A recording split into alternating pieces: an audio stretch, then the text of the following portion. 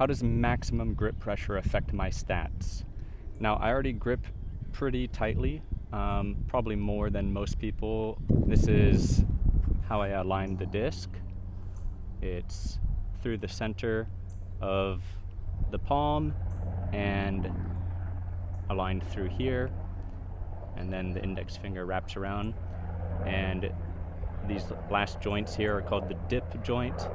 I use extension in those joints instead of curling them, which I've tested in a previous video. Also influenced by my rock climbing background, probably. And then in terms of front loading versus back loading, what I normally do, I focus more. Also, my thumb is right where the flight plate meets the rim, which is basically right above the index finger. So there's a strong pinch point there.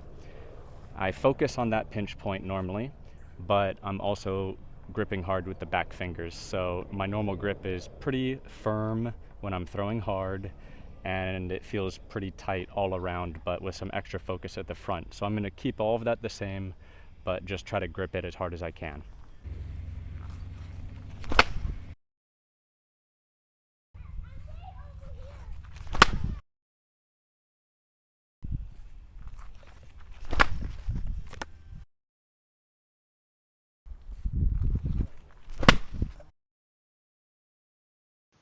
All right, here are the stats compared. At the top, we have the max pressure tests, and the bottom two are two different times where I tested my normal form with a walk-up recently. Same grip, alignment, and finger position, just my normal grip pressure.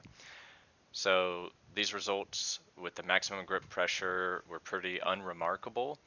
My speed 64 was a little bit less than the most recent time I tested my normal form, where the average was 65, but the time before that, the average was 64, so it's pretty close. So my conclusion here is that I already grip tight normally, and it's enough. So gripping even tighter isn't giving me any benefit. Now, Mikey, one of the partners of the Overthrow, Josh, in one of their videos, Mikey got extra speed by gripping tighter.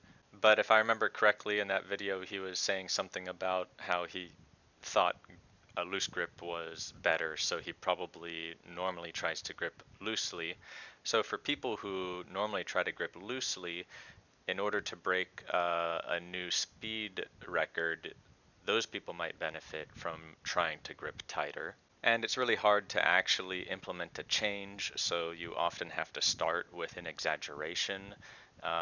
So for example, if you try to grip tighter, maybe you barely actually grip any tighter, but thinking about gripping as hard as you can makes you grip tighter, but not actually as hard as you can. So it could be a useful cue for those people who are trying to break a speed record maybe, who normally don't grip tight. Lastly, the only other stat that's really noteworthy is wobble. The maximum grip pressure did not increase my wobble.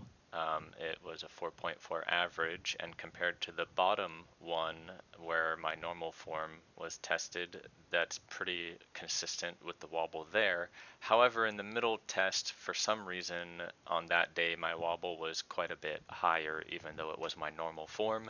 So I think that is just an outlier for whatever reason.